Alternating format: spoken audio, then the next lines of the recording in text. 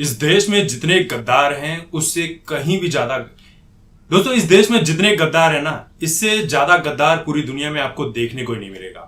पहलगाम का हमला आपने देखा, और इस हमले के बाद जिस तरह की राजनीति विपक्ष कर रहा है और इस देश के तमाम वो लोग कर रहे हैं, जिसे देखकर आपको यही लगेगा कि ये इस देश के सबसे बड़े दोगले और देशद्रोही हैं। इस देश में इस वक्त आप वेस्ट बंगाल, कश्मीर और पंजाब, ये तीन ऐसी जगह पर जहां पर आप जाने से पहले सोचेंगे कि मैं गया तो जिंदा लौटकर आऊंगा कि नहीं आऊंगा। पंजाब में खालिस्तानियों का आतंक इस वक्त चरम पर है, कश्मीर में पाकिस्तानी आतंकियों का, और वेस्ट बंगाल में आप देख ही रहे हैं ममता के सरकार में। जो लोग, ये जो दोगले टाइप के लोग हैं जो कह रहे थे कि कश्मीर फाइल्स एक प्रोपेगेंडा फिल्म है, उन्हें कल के वारदात से थोड़ा तो ज्ञान ले लेना चाहिए कि कश्मीर फाइल्स कोई प्रोपेगेंडा फिल्म नहीं थी। 90 के दशक में भी जो हुआ था कश्मीर में वही था, और आज भी जो हुआ कश्मीर में वही है। कोई प्रोपेगेंडा फिल्म नहीं थी, बल्कि फिल्म में तो बहुत लिमिटेड लेवल पर दिखाया गया। अब आप सोचिए कि जो टूरिस्ट वहां पर घूमने गए थे, वहां पर उनसे कहा गया कि नमाज पढ़िए, जो नमाज नहीं पढ़ पाए उन्हें गोलियां मार दी गई।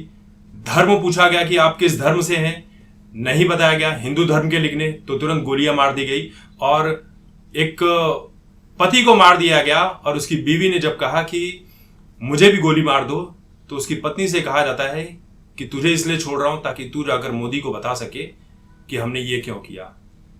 ऊपर से इस देश में आप देखिए, जो लोग पूछ रहे थे ना कि पुलवामा में इतना सारा ब्लास्ट करने वाला मटेरियल आ कहां से गया, इतना बड़ा हमला कैसे हो गया, ये वहां के कश्मीरियों का ही काम है।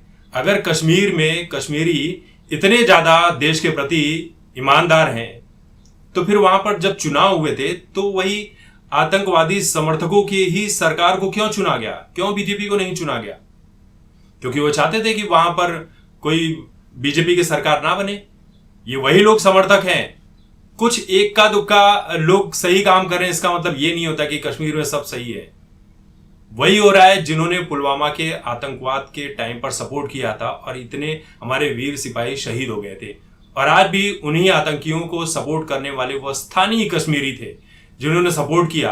और उसके बाद ये मोमबत्ती वाला जो कांड लेकर निकले थे सड़कों पर कि हम आतंकी हमले के खिलाफ हैं, जो नारे लगा रहे पाकिस्तान जिंदाबाद के, उस भीड़ में आप देखिए कि कितने चेहरे ऐसे हैं जो मुस्कुराते हुए नजर आ रहे हैं।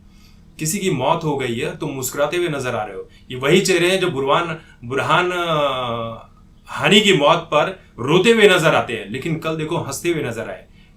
इस देश में जब बंगाल में हमला होता है हिंदुओं के ऊपर मुर्शिदाबाद में, तो मैंने एक इंटरव्यू देखा जहां पर एक मुस्लिम व्यक्ति से पूछा जा रहा है कि मुर्शिदाबाद में ये हुआ है हिंदुओं के साथ, क्या आपको पता है? नहीं जी, हमको नहीं पता है। अच्छा, जब रिपोर्टर ने उससे ये पूछा कि फिलिस्तीन में क्या हुआ, हाँ फिलिस्तीन का हमें पता है। ये रियलिटी है इनकी, ये रियलिटी है। हम उन्हीं मुस्लिमों को सपोर्ट करते हैं जो अब्दुल कलाम की सोच रखते हैं। बाकी इस देश में जिहादी टाइप के जो लोग हैं उन्हें कभी सपोर्ट किया ही नहीं जा सकता है। फिलिस्तीन को सपोर्ट करते हैं, लेकिन यहां जो कांड होते हैं उसको सपोर्ट नहीं करते।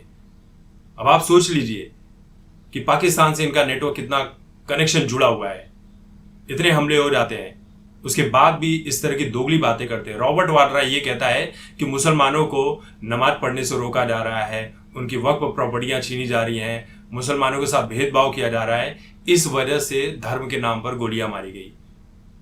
अभी ये कह रहे हैं कि हम सपोर्ट में है सरकार के। कल जब यही सरकार उन्हीं पाकिस्तानियों के पिछवाड़े में बांस घुसेड़ेगी, तब यही कहेंगे कि गलत कर रही है बीजेपी। ये कितने गिरे हुए दोगले टाइप के लोग हैं जो कह रहे हैं कि ये बीजेपी का ही काम है, बीजेपी ने करवाया है, देश में चुनाव होने लगा है। अरे नमूनों, इस देश में सारे चुनाव जो होने थे इस वक्त हो चुके हैं, इस वक्त कोई चुनाव नहीं है। बड़े बड़े कमेंट करते हैं ना कि देश का माहौल खराब हो रहा है, पता करो चुनाव तो नहीं है। तो चुनाव कहीं पर नहीं है, ये इनकी सोच है। बस बीजेपी को हटाना है, चाहे जैसे हटाना है, और बीजेपी ही ऐसे लोगों का सही तरीके से इलाज कर सकती है और करते रहेगी।